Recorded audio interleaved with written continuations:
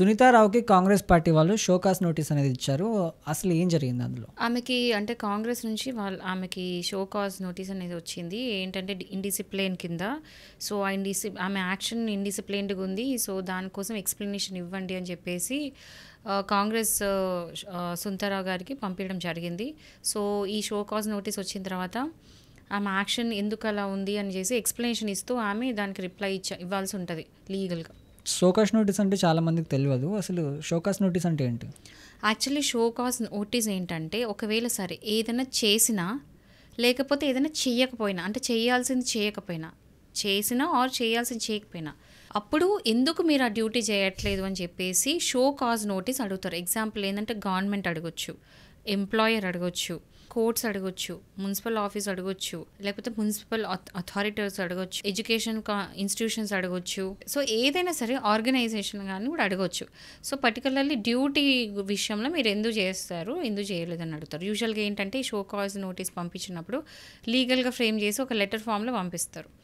అది ఎట్లా అంటే ఒక 7 days or usually 7 days or 15 days లోపల మీ ఆన్సర్ ఇవ్వాలి, దీనికి ఎక్స్ప్లెనేషన్ ఇవ్వాలి అని చెప్పేసి. అందులోనే ఉంది షో కాజ్ అంటే రీజన్ చూపియండి అని మీనింగ్ ఉంది.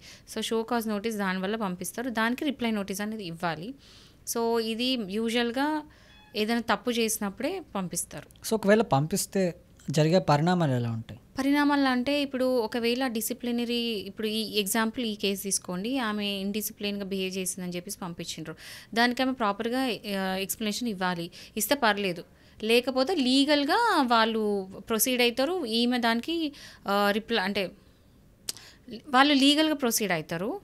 లేదు ఈమె తప్పు అని ప్రూవ్ అయితే ఈమె అంటే ఆమె పోస్ట్ తీసేయడం కానీ, అంటే ఎగ్జాంపుల్ చెప్తున్నాం, అలాంటివి లేదా లీగల్ ఏదైనా ఫేస్ చేయాల్సి ఉంటే, ఏదైనా అఫెన్సెస్ కనుక ఉంటే లీగల్ కూడా ఫేస్ చేయడము, సమ్ టైమ్స్ ఒకవేళ తప్పులు పెద్దగా ఉంటే అరెస్ట్ చేయడం, ఇలాంటివి కూడా జరగచ్చు. షోకాస్ నోటీసులకు అంటే సమ్ ఎగ్జాంపుల్స్ ఎలాంటి సందర్భాలు పంపిస్తారు? ఎగ్జాంపుల్స్ వచ్చేసి ఒకవేళ ఏదైనా ఎంప్లాయ్మెంట్ అంటే ఎవరైనా ఎంప్లాయీ కింద పనిచేస్తే వాళ్ళు ఇదేమన్నా సర్వీస్లో ఏమైనా వయలేషన్స్ చేసిండ్రు, లేకపోతే ఏదైనా మిస్బిహేవ్ చేసి మిస్కండక్ట్ అంటే తప్పుడు బిహేవియర్ అట్లుంటే షోకాజ్ అడగచ్చు.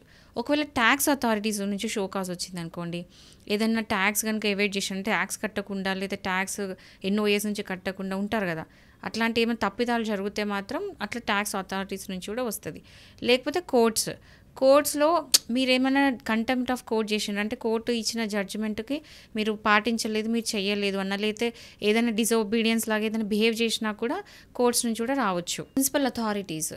మున్సిపల్ అథారిటీస్ నుంచి సపోజ్గా మీరు ఇల్లీగల్ కన్స్ట్రక్షన్స్ చేసిండ్రు, లేకపోతే వాళ్ళు ఇచ్చిన సెట్ బ్యాక్స్లో కట్టలేదు, ఏదైనా సరే ఒకవేళ కన్స్ట్రక్షన్లో మీరు తప్పులు చేసినా, ఇల్లీగల్ అన్ఆథరైజ్ కన్స్ట్రక్షన్ చేసినా కూడా మున్సిపల్ అథారిటీస్ నుంచి కూడా మీకు షో కాజ్ నోటీస్ వచ్చే ఛాన్సెస్ ఉన్నాయి. ఒకవేళ ఎడ్యుకేషన్ ఇన్స్టిట్యూషన్స్ నుంచి వచ్చినాయి అనుకోండి, ఏదైనా మాల్ ప్రాక్టీస్ చేయడము, లేకపోతే ఏదైనా ఇండిసిప్లిన్గా బిహేవ్ చేయడము, ఎందుకు ఇదంతా చేసిండ్రు అని చెప్పేసి ఎడ్యుకేషన్ ఇన్స్టిట్యూషన్స్ నుంచి కూడా మీకు షో కాజ్ నోటీస్ వచ్చే ఛాన్సెస్ ఉన్నాయి. సో ఇట్లా రకరకాలుగా షో కాజ్ నోటీసెస్ ఉంటాయి. బేసికల్లీ ఇవి చేసేది అడ్వకేట్సే. సో ఏదైనా ఉంటే షో కాజ్ నోటీస్ పంపిస్తే దానికి రిప్లై ఇవ్వాల్సి ఉంటుంది.